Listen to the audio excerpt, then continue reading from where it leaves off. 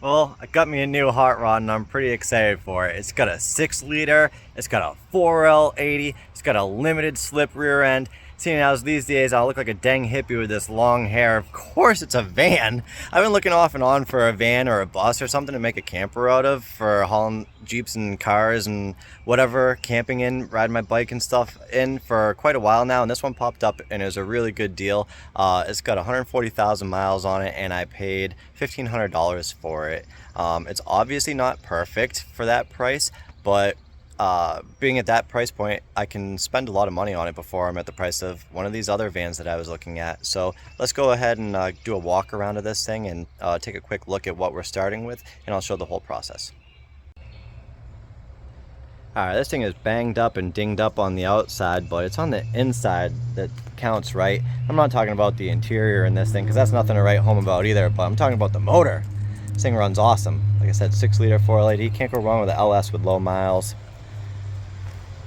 The front seats are all pretty decent and stuff. This is a long wheelbase, so this had been a 15 passenger vehicle. It had 4 rows of seats.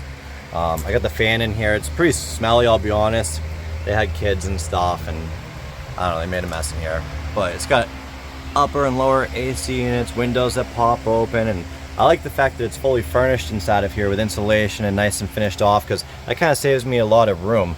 This is going to be a pretty simple build out. Basically, this is just going to all get cleaned very thoroughly. It's going to have a bed set up in the back, and this is going to be kind of an open area for hanging out, lounging, getting changed, and be able to put a couple mountain bikes in here.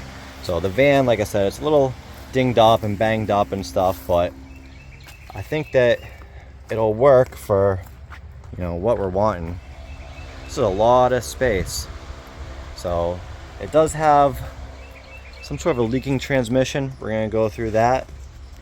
And it has, the worst spot about it is it's got a rust spot on the frame here. I'll show you. That's going to have to be addressed up here.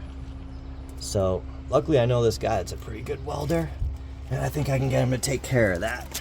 We'll get a few years out of this little thing.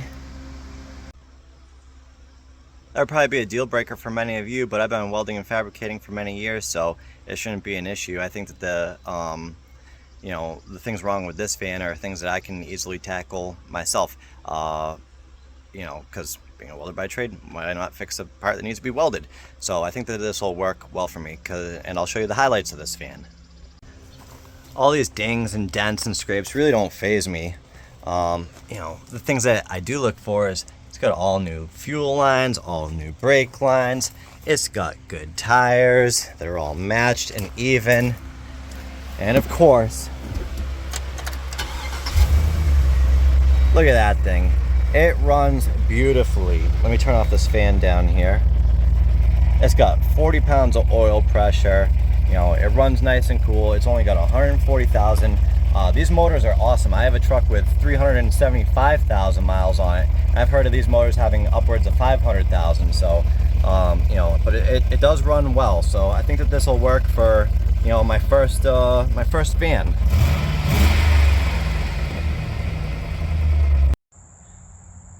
Same video, different day. I'm starting on the first steps of work on this. I guess they're a little bit underway already, but I figured out the leak. It was just right up above the filter, that shiny piece, that's a external oil cooler. And it was just leaking out of that, it was loose. I actually just tightened it up and it fixed the leak. I'm not gonna run that though. I bought a block off plate, so we're not gonna have that anymore. Try and simplify it. And working within my time constraints, I picked up another little small task to do, which is to fix this window that didn't seal right, because I'm assuming that it was open and they backed up and they ripped out the mount. So I'm just gonna grind these up and weld them closed so that this window closes nice and I can lose this ugly tape. Can't be out here looking trashy. I didn't show the process very well because I'm trying to move fast, but anyway, it's all booger welded up here, closed up the gap. I had to weld a washer in here, but now everything sits tight, and I'll be able to get this closed up, remove the old tape, and get the interior panel back on. very slowly but surely picking away at the van. I had a little bit of time today and I painted the hood. It looks a million times better. I can't wait to get the tarp off of here and see what it looks like, but it's just driving me crazy looking at that. It just made it look like junk. Pretty simple process. I just sanded down the primer that was barely stuck to it and prepped it and sprayed it with 2 cans of Duplicolor. It's fall time in New England here, so I got a wicked shitty paint job, and but it's all right, better than it was. Man, what a change having a matching hood is. Like I said, not the best job. I probably could have used another can on there, but you know, the whole thing is pretty rough. But one color, that'll look good going up the road, not getting any attention. Next thing on making this look a little better is it came with this rear bumper to replace this one that's chrome and rotted. All the bolts and everything are a mess, so I'm gonna go ahead and remove this in pieces, I think, and get the next one up on there. Back of this thing is looking all naked. A lot of rust on this. You can see all the piles of it. There's quite a bit of rust in the frame back here. It's not terrible, but definitely needs a little bit of attention to be where I feel safe with towing with it. Here's the old bumper. I had to pull it off in pieces the easiest way because all the bolts and everything was all bad. So I'm gonna go ahead and get this one up on here with a couple bolts just for mock-up. And there's the new bumper loosely bolted on. It's only got a couple bolts holding it because, like I said, I gotta fix some stuff behind there, but what a difference it's made. Just all these couple little things sprucing it up. Let's get back to work. Little check off the list. Yes. Man, if only all projects were as easy as installing coolant reservoir caps. Tackling the big bad stuff now. I got the old exhaust and cat out of the way, and it's full of holes from a really bad welding job. So I wanted to fix that because it just sounded terrible. And we're getting ready to fix this rust issue that we have. That's the outside of the rail, but today we're doing the inside of the rail. Not going super in depth with this, just giving a quick oversight. This is kind of what it's starting as. Yucky. But it's got to get fixed somehow, and no one's going to do it for me. Again, not real in depth, but oh my gosh, look at, I just cut my first access, bad piece off to get some access in there. Look at all the rot. Wow. But up inside, the rails and stuff doesn't look too bad. All the gussets are still there, so I'm gonna go ahead and start getting this patched up.